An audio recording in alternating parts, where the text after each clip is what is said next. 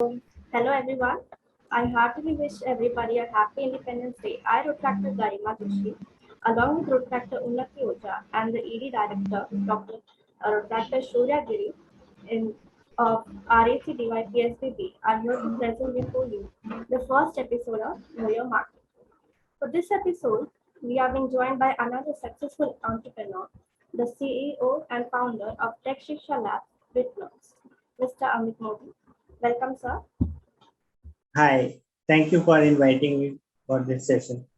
It's great to have you here for a project and have a discussion with you. We hope that today's session will provide guidance for the young minds aiming to be an entrepreneur. And any queries or questions can be put up in the comment section, which will be addressed later. To start Okay. off, we'll have a short video on WitBlox.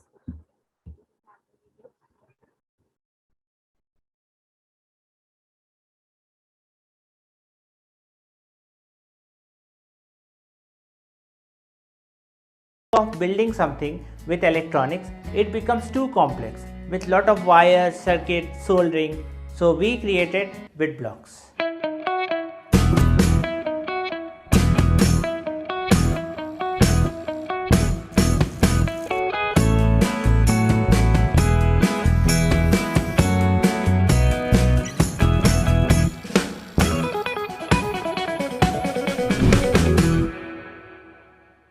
Children are building cool robots and projects using WitBlox. However, we felt that makers need a platform to share whatever projects they are making with others. They can learn from each other and get inspired. So we created the WitBlox app, where young makers can simply watch video tutorials to build cool projects.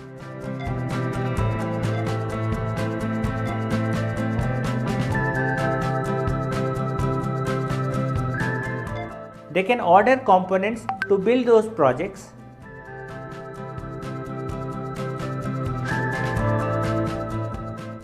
And after building, they can upload their projects on the WitBlox app.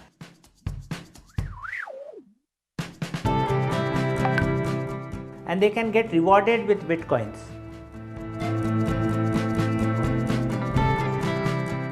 Makers can watch each other videos. They can like it, they can comment on them. We released the WitBlox app in May 2020 and we have got 60,000 downloads in just last 7 months, and we have received more than 11,000 project uploads on WitBlox app by WitBlox makers from all over India. We are working to make WitBlox a global platform and looking for partners and investors to grow and serve the world. Come, join us in our journey.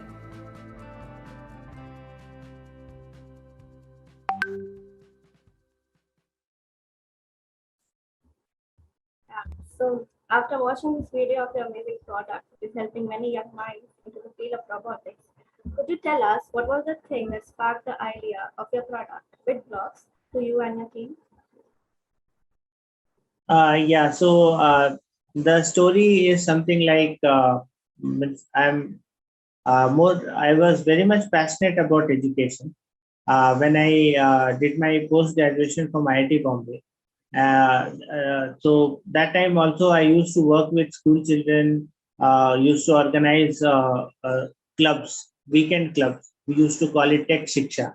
The idea was that every Sunday we would meet together, build projects, and learn science and technology practically. After that, I took up a job in a software company. But that calling of working in education, the fun and the passion which I had. So I came back and I started reorganizing those weekend clubs. While I was doing that, I saw that children, they have got lots of ideas. They keep talking about I want to build this, I want to build that, and whenever they think of something, they always look for somebody with whom they can talk and discuss their idea. So that was one thing which I felt that there should be a mentor or someone with whom they can talk, or maybe they should have their own peer group with whom they can talk, discuss their idea, and then get motivated to build that particular idea project. The other thing which I saw was that they were facing very much, they were finding it difficult to build electronic circuits. Many a time soldering was required and they would not know soldering. Then many a times components like resistor, capacitors, diode, transistors, different components were required, and they did not understand the circuits, how to create those circuits.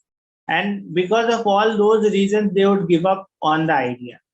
So I felt that there should be a tool, a box, using which it would be very easy for them to just think of the idea and then translate it into what they want to do. So while I was thinking this, a thought came to my mind that like human being, we means if you think of any electronic circuit, it is a system which is made up of four things: power, input, control, and output. This thought actually originated from the thought that if we compare ourselves as human body, so we eat food, so we get power to do things, whatever we want to do.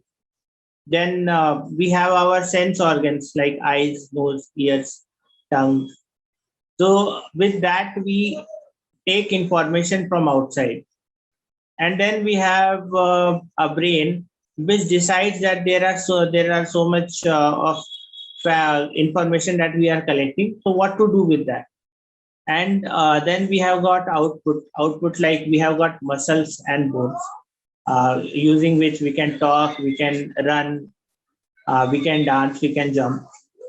So now we have got all this power, input, control, output to make a complete human system.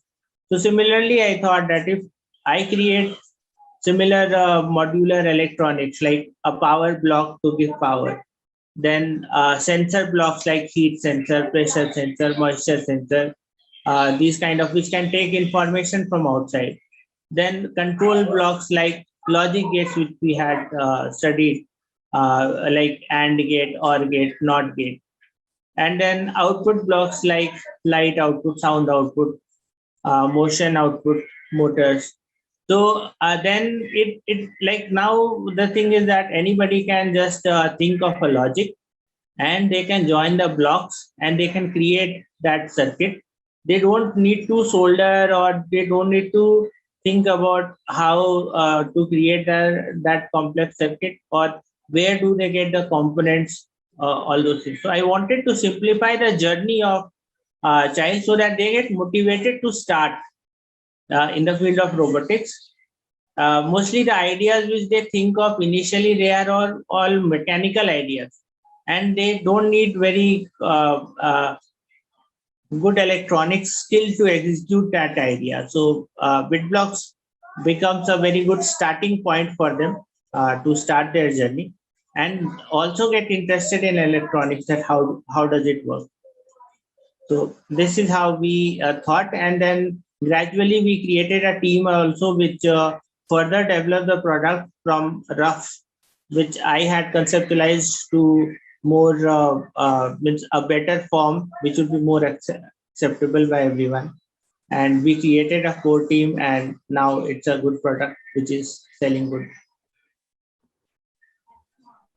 Could you tell us how was the groundwork for the kit laid and what things you needed to get your first sellable product? Could you repeat the question again? So how was the groundwork for the kit, the WitBlox kit, laid, Yeah. and what things you needed to get the first sellable product? Oh, okay, so that's a very interesting question and a very like it was a difficult journey to create a product which would be sellable. Means the idea was good. What we means initially the prototype what we created, that was very rough, sketchy. Means nobody would like to means nobody would pay anything for that particular product. So that was just like a prototype, an idea.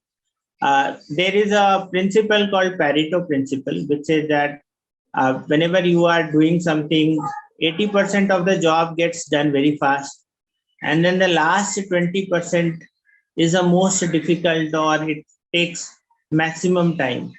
So similarly, in our journey also, like I started in 2014, I registered the company and started building the product, but I could come with the product in 2017. So sellable product, it took almost 3 years to develop it. Out of that, we created the first prototype, second prototype, third prototype, but still we were only selling it to NGOs who were not very much, means like they were not user experience oriented, they were more use case oriented, and we were organizing workshops and selling it.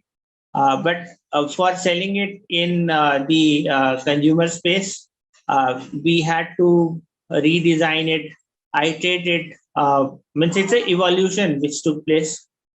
We almost our product was ready by 2015 end, but 2015 to 2017, we took 2 years just to improve the product so that anybody could pay for it, the packaging, design, and everything. So this is how a product is translated from like idea stage to product which is sellable.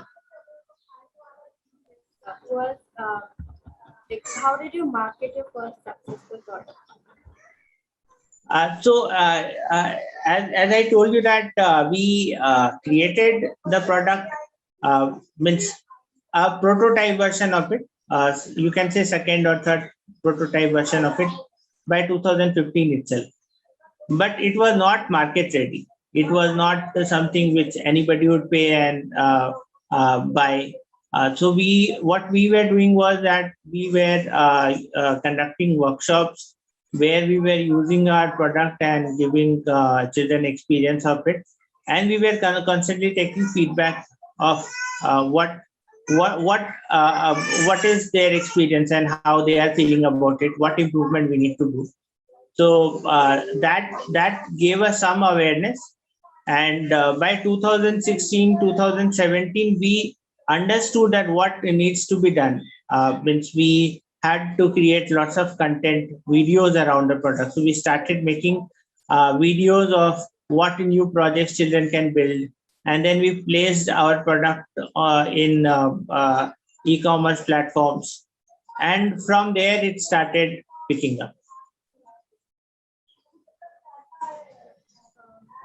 As you said, like there are many prototypes and a lot of work to do. So, what are the problems that people face when they create their own enterprise from the beginning?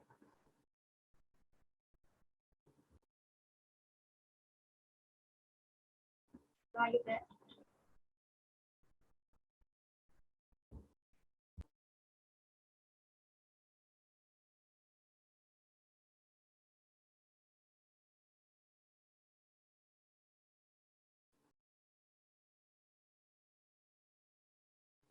I think we lost him.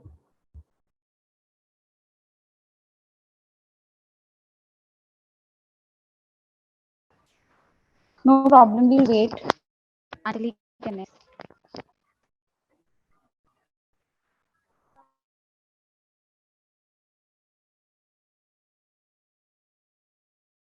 So till then, if anybody has some queries or questions, please write them in the comment section.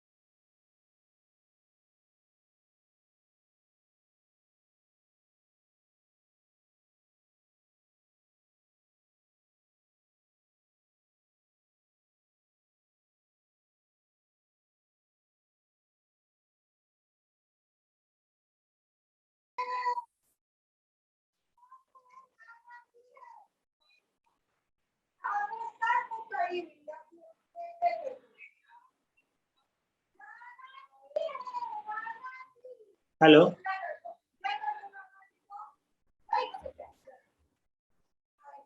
Yeah, hi Garima. I am having some power issues today in my building, and that is why this disconnection took place. I'm really sorry about it. Can you repeat again?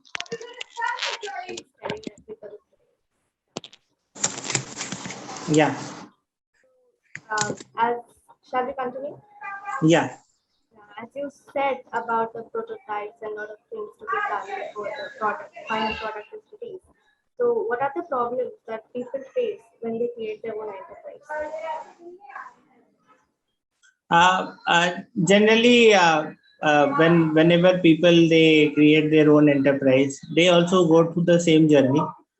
They try to build a product or a service around the idea which they have, and many a times they struggle with creating the product market fit, like whatever they are thinking about. So are people willing to pay for that particular product or service? So that is called product market fit, and that is the biggest challenge one gets.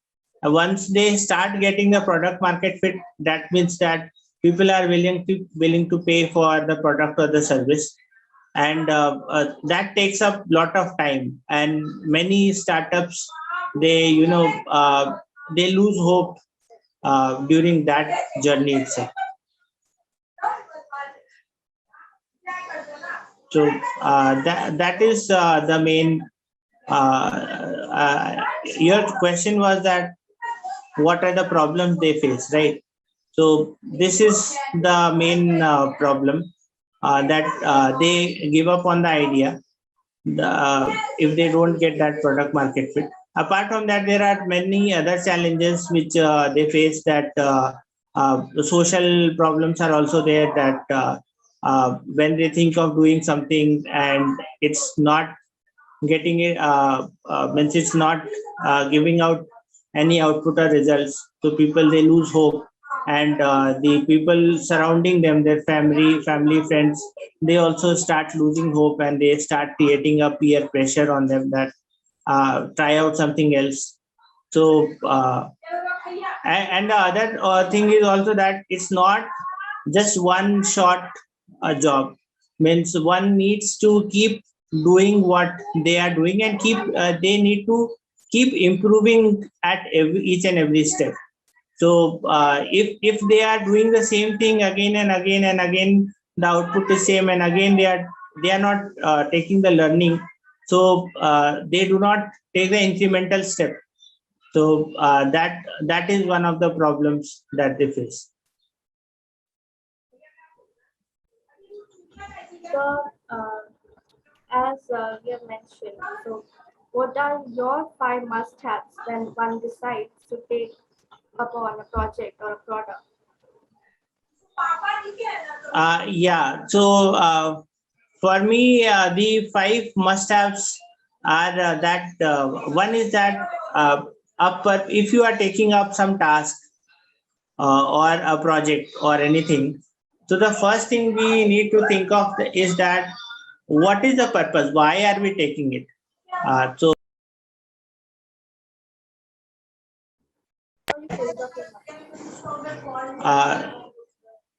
am I audible now? Yes, sir. Okay.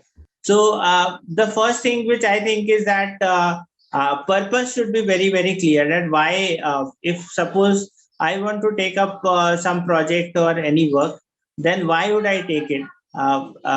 Means like why I came in this education industry was because I was passionate about education, and I wanted education to be hands-on, practical, where children they build projects and learn things practically, and they acquire skills.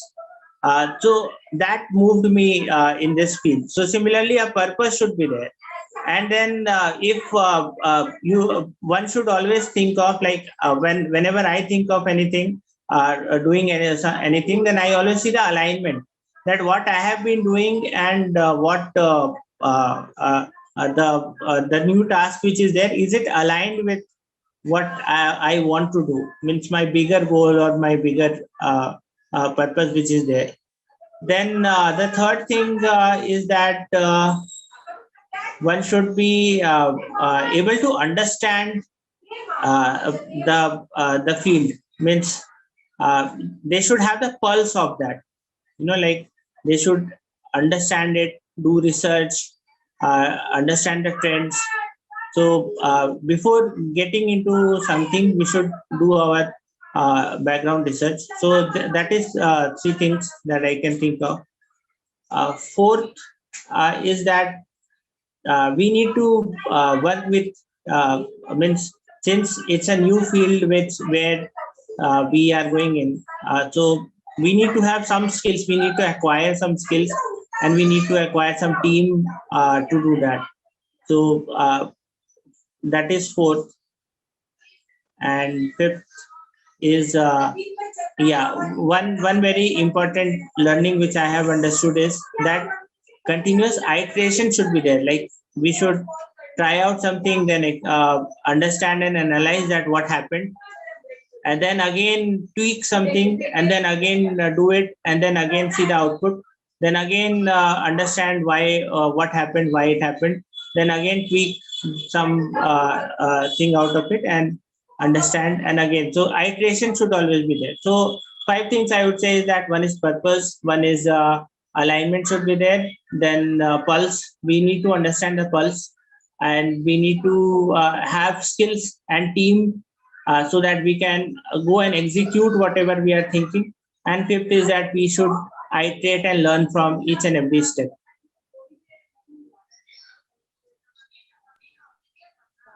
Yes, sir. Thank you for that. Why did you choose this particular market? Target this particular market. So actually, I was not driven by market calculations. I was driven by the purpose. I would say that I wanted, like that children, they should build projects and build things practically. So that was my drive, and because of that, so that clearly defined my market, that where I have to work. So that is why I chose this market. So I'm more driven by what I want to do, and then I start creating market after that. Sir, now my co-host would go ahead with another set of questions targeting the market as well. Yeah. Sure.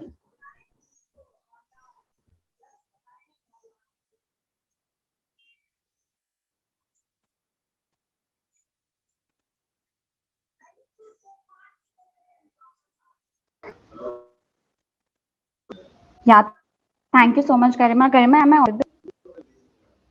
Yes, you're audible.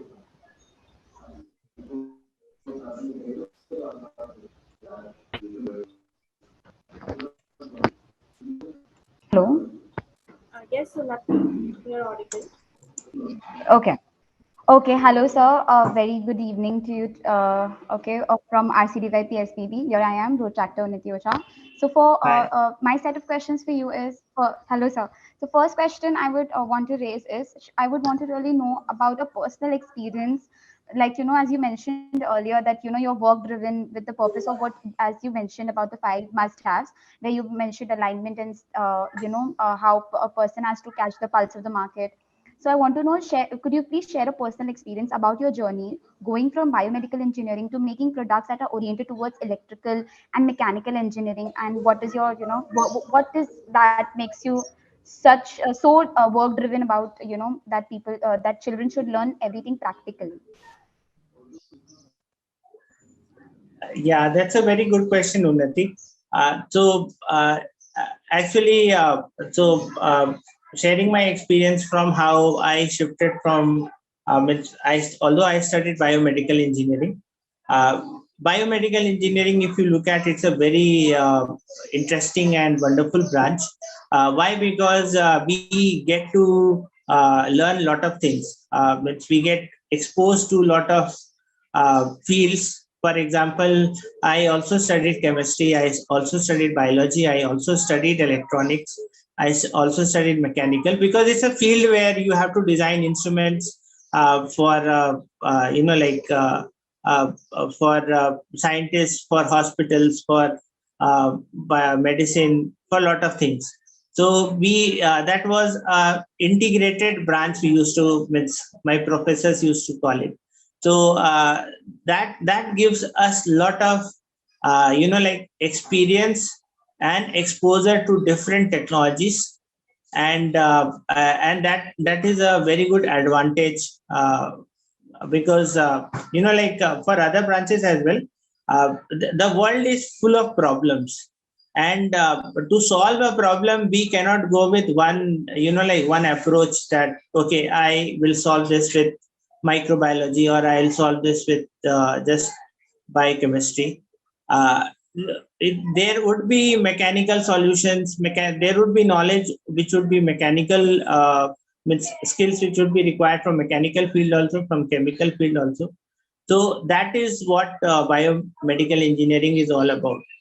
So all in all, I can say that a lot of skills, because of biomedical engineering, I got that. The other thing is that I was driven by a passion for education. So in education means that I used to work with children, organize workshops, and organize weekend science clubs, we used to call it. TechShiksha was the name. So that so whatever skills and knowledge I had, I applied those skills and knowledge in the area which I loved working in at. So that is the answer for like how biomedical helped me to create products related to education.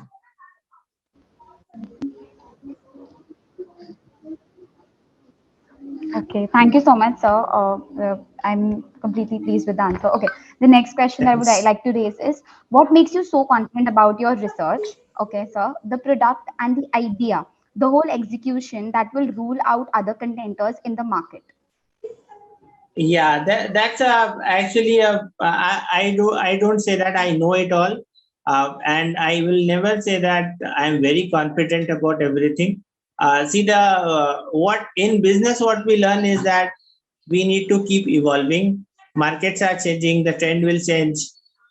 Today something is being adopted, tomorrow technology will change. Like for example, the PCBs, the circuits, that blocks we call WitBlox is for blocks, the small blocks that we connect, those we are making. uh, in a few years, coming years, electronics will also change. uh, it might not be those printed circuit boards, and a new material will come, maybe just a printing. uh, uh, we would get circuits printed on cloth or any other surface, or on so the point is that things will change. We need to keep evolving, and we need to keep learning from everything. So I am not confident about that I'll stand in the market, but one learning which I always take and I always give is that we need to keep seeing what the trend is going on, and we need to keep evolving. So that we can never say that we are on the top and we will be the experts and nobody else can Okay. capture the market.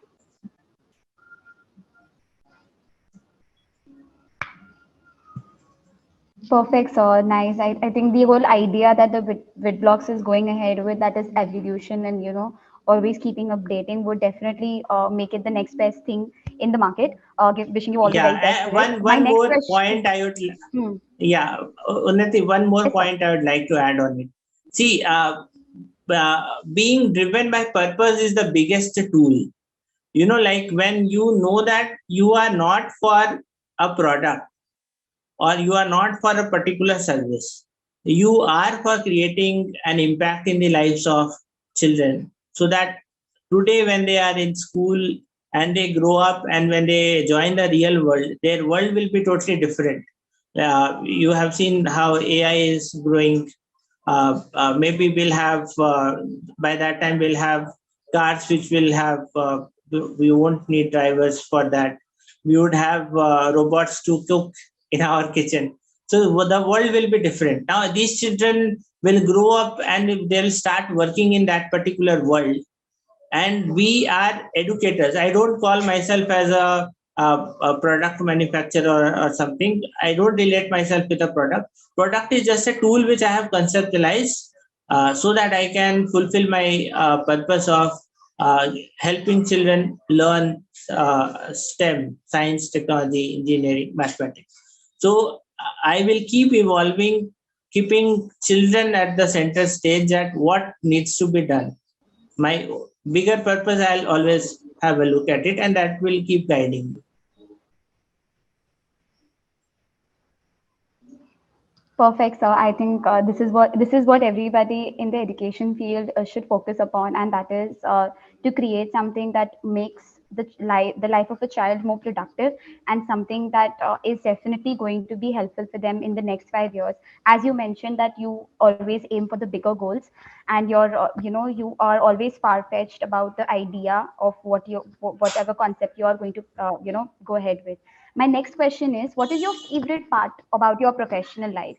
And how do you aim to encourage the younger ones, like, people who have joined us today, to go about in this market of robotics?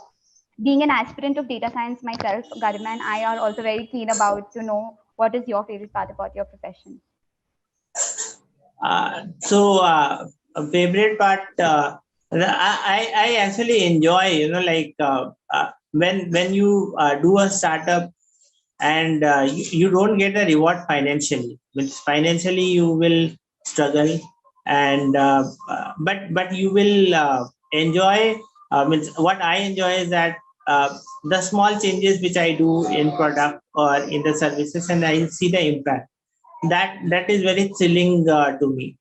So that adventure and the journey which I'm having, I enjoy it every day. Apart from that, whatever like whenever children, they build something and they share using WitBlox, so I look at the impact. That gives me an energy that, wow, oh, okay, something has been created. Somebody in some corner of India or some corner of the world has done something because of me. So that is what I'm enjoying. So truly speaking, so that is the part of the profession which I'm enjoying, and my whole team is enjoying with me.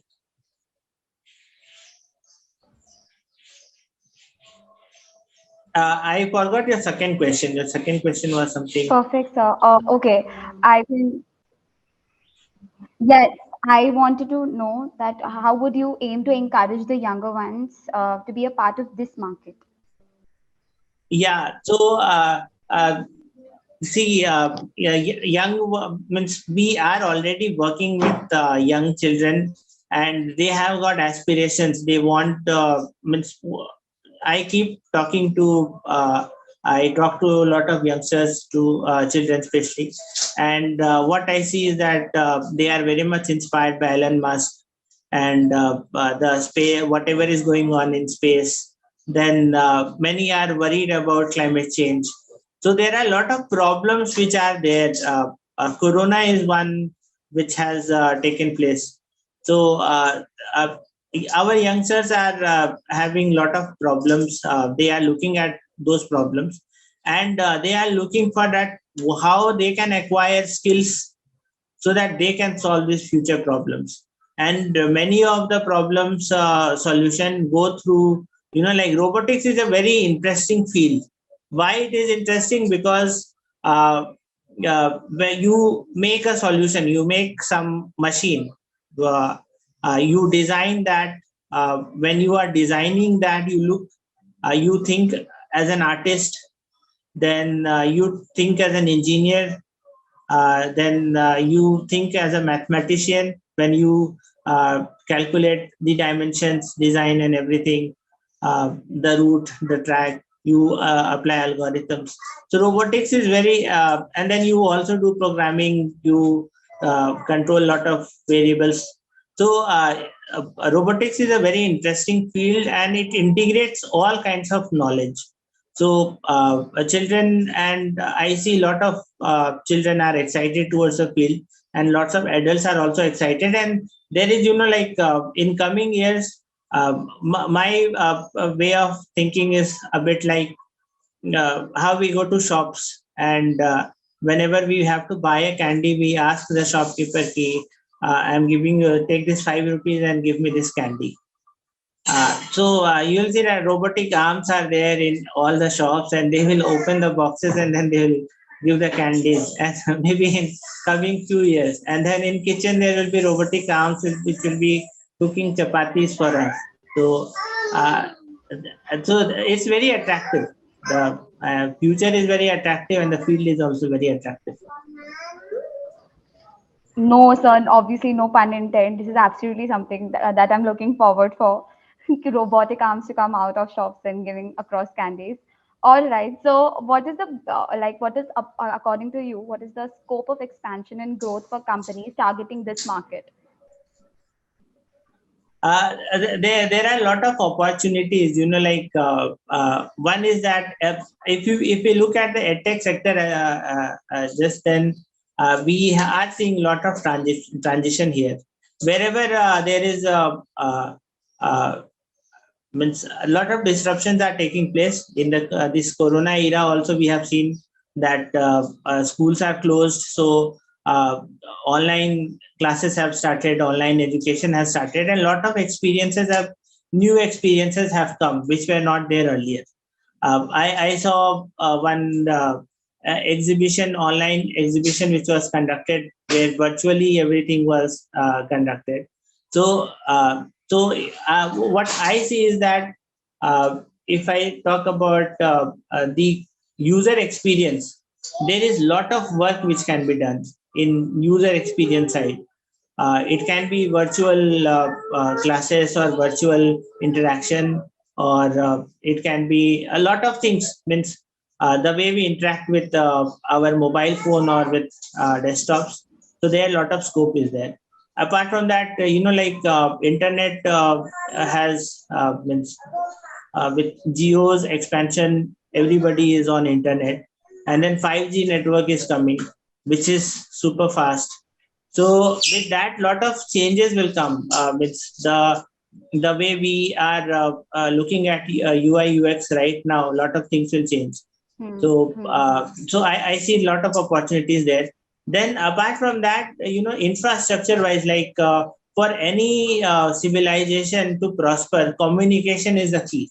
Means if you look at old age communication, when it was through pigeons, letter exchanges, that time we had some limitation. Then horses and those chariots came, and then railways came, and our world got connected. And now internet is there, everybody is talking to each other.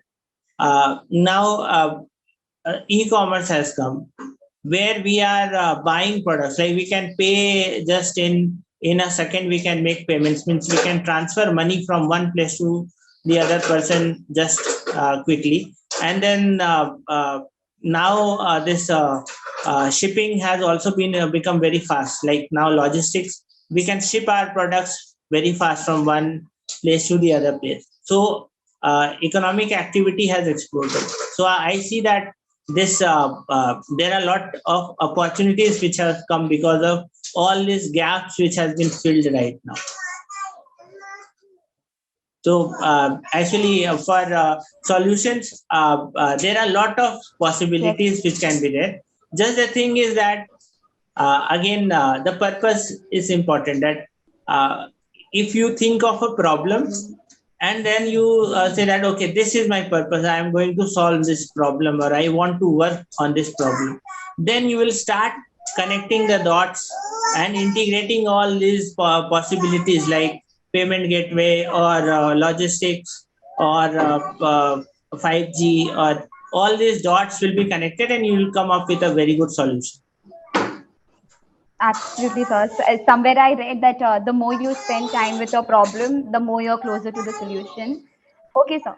So I want to know that how do you plan? What's your like? As you said that you're a far-fetched, thought out person. Like this whole WitBlox, I think is well planned and execution wise, and I hope that it reaches heights. My question over here is about this uncertainty given in the pandemic. Being a student, we all are in front of our cameras studying virtually. As you said that everything has to be a little for both ends. How do you plan to make it more likable so that the student across feels that he or she is in an actual class environment? What is WitBlogs going to do about that? Yeah, so for that, see, we have also realized, for in a way, like we also when we face this critical situation, we are a product-based company, and for the first year when lockdown was there, we were not able to ship products. Our revenues were zero, and our investors were raising questions: "Hey, what are you doing?" And we were saying, "What can we do?" so, means. But again, when things started opening up, then lot of possibilities also started. Like we had not thought of many directions. We are moving in those directions now. Like for example, we know that children, they are at home. Their screen time has increased because of Zoom classes and all those online schools which is going on. So if they are building a robot or a project and then they are sharing it, so that takes their mind out of, and so such activities has increased for us. So now we are also getting higher orders because of that. So if there is a saying that if one door is shut, then there are many other doors. Actually, crisis is the best time, like where new opportunities are created. Absolutely, Did I answer your absolutely. question properly? We wish you a very Yeah. yes, absolutely. Thanks. So I'm completely clear. I think with the whole pandemic situation is I think when you're an entrepreneur, you think about in every aspect, and you have to be very pragmatic about your approaches. I think which has done very well so far, and being a student myself, everything that I see right now, I wish I had the same experience and I could join and learn through the entire blog experience. I definitely go for it. Over to Garima, she has certain questions across to you. Yeah, thanks a lot. Totally, Unnati, agreeing with you. We would absolutely need this when it was finished. So, sir, in the comment section of the live going on, we Yeah. have few questions. First is Okay. from Gunguravadi. She is asking, what do you think are the biggest challenges faced by robotic industry? So, biggest challenge in the robotics industry was one is that currently we are facing silicon crisis.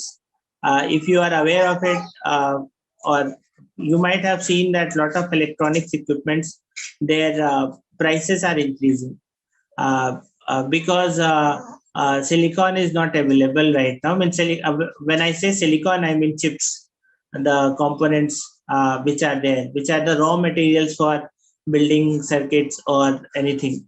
So many of the industries are absorbing right now. Like we are also we are also absorbing the expense because we understand that market is not that good right now.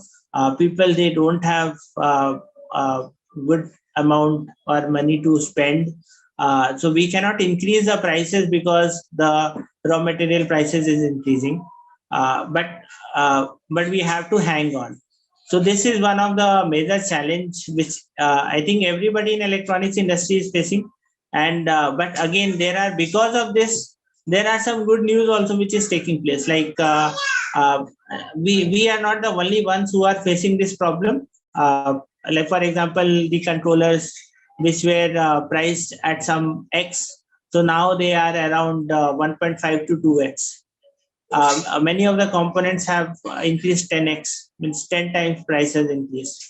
So we are still small players in robotics industry, but there are big players like in automation industry. There are car manufacturers and automobile manufacturers. Then in other industries as well. So they are feeling the burn because of this crisis. And because of that, there was a good news that Tata has decided to invest in semiconductor industry for manufacturing of components. So, as I said, that whenever a crisis is there is always opportunities, doors which are opening up. So, I just hope that those doors are opening for everyone. And if that happens, you might be aware that in electronics industry we are very much reliant on China for our components. Most of the electronic components that we use, register, capacitor, anything you think of, most of it are manufactured in China or Taiwan. So, and we don't have a semiconductor industry which can manufacture in India. So if Tata gets into it, then the whole, the whole ecosystem will change. We'll have India manufactured electronics components. So we would proudly say that powered by Indian electronics. So this is something which is good, which is going to take place, and this is happening just because they faced a problem. The bigger players, they faced this crisis. So I think that is that we as a robotics industry are facing this, but everybody is facing this, and so together the bigger players, they have decided to do something which would benefit the whole industry.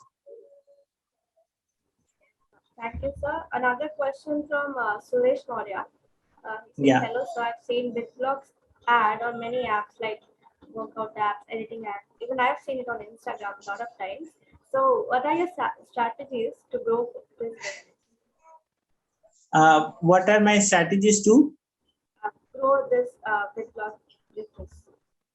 Okay, so thanks a lot. You might be seeing WitBlox ads because you might have shown interest in this electronics or robotics category, and Facebook understands that you are interested, and so you are seeing Instagram ads, or on Google understands.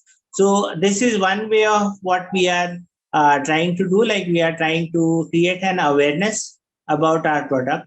Apart from that, what we are trying to do is that we are trying to engage our users, the community. So we keep engaging with them with lots of mediums. Like, we organize competitions. We partner with lot of institutes for organizing such competitions. Like IIT Bombay is one with whom we partner and organize competitions. Apart from that, we also do challenges where users have to build a project, and the best project is awarded. And so that way, a lot of engagement is taking place. And like, the best, if users if children are building projects and sharing it, that is the best advertisement that we can get. So we just want that more and more children build projects and they share it with each other, and that gives us a good advertisement. Yes, sir. Thank you, sir. Another question from Gunjan Awari. How similar to humans should robots be? She's asking. Pardon, how similar to humans should the robots be? Yeah, actually, it's a very it's a misconception that we think that robots have to be similar to human beings, because robots are just machines. So when we are designing a machine, means humans, we are designing a machine. We think of the purpose of that machine. What is the utility? Like, if that machine has to cook, then it need not have all the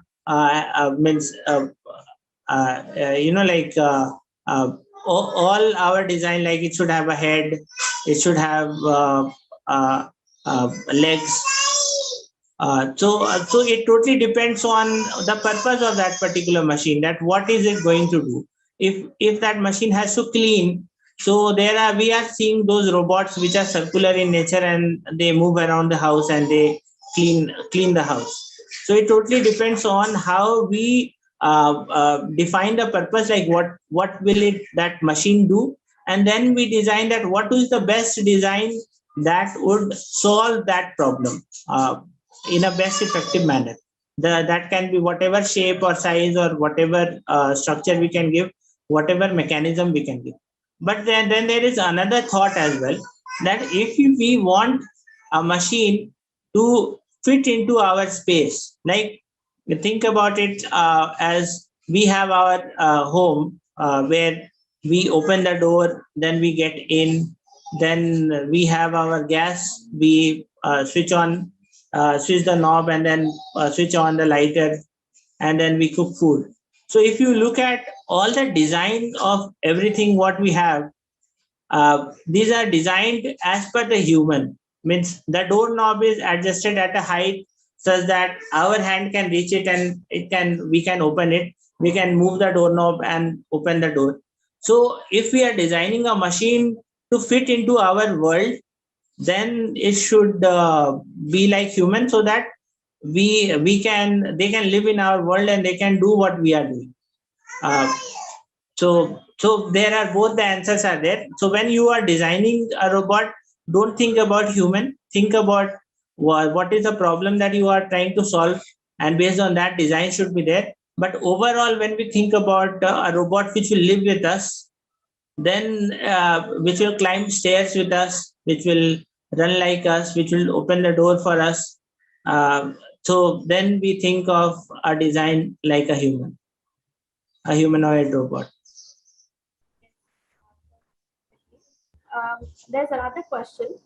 How, like we talked about how we grow and how we make a product, but how do we deal with it if the project goes into a loss? Yeah, so I said that don't we have not made a profit yet. We are still a loss-making startup. So that will answer your question that product does not make profit right from the start. And we have spent around, we launched a product in 2017, and this is almost 4 years are over, and we have not yet made profit. So the point is that if you are doing something, just you have to focus on improvements, that how you are improving it every time, and the number should go up. And then there are a lot of variables, like many a times, like last year we had this COVID, and we could not make any progress. So such kind of external factors will also come, but there should be some measuring parameter. For example, that you decided I will improve on this parameter every time. So it can be that you can collect that, you can measure that with customer feedback, or whether people are willing to pay for your product, and keep improving that. So it will definitely, initially it will make loss, but over a period of time, when people will start accepting your product or service, and then you need to think about the profit.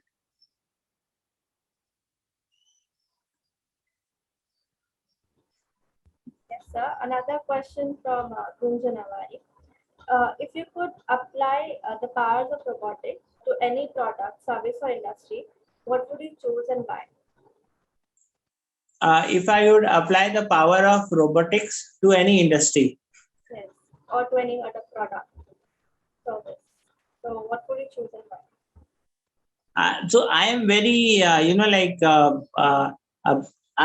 feel that economic activity is driven by three things. One is that the more the transactions, the way we are making payments, that has become very fast.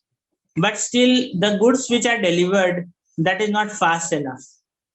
So if you are buying something, and then it takes around 2 to 3 days for that good to be delivered.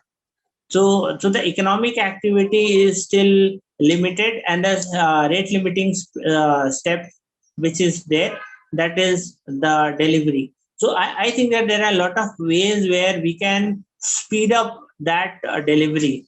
For example, just wild thought which comes to my mind is that we can create stations where we can hold e-commerce goods, maybe something floating in sky on hot air balloons. And whenever there is an order, then quickly a drone will go and pick up the order and then deliver it and every home will have a space where a drone can land. Uh, so there are a lot of wild ideas. And then again, I'm very much excited about that robotic arm selling candies. Yes, that's something to look forward to always. And the last Yeah. question from Gorak Mahajan, um, Goraksh Mahajan. He asked, how did you gain your first investment?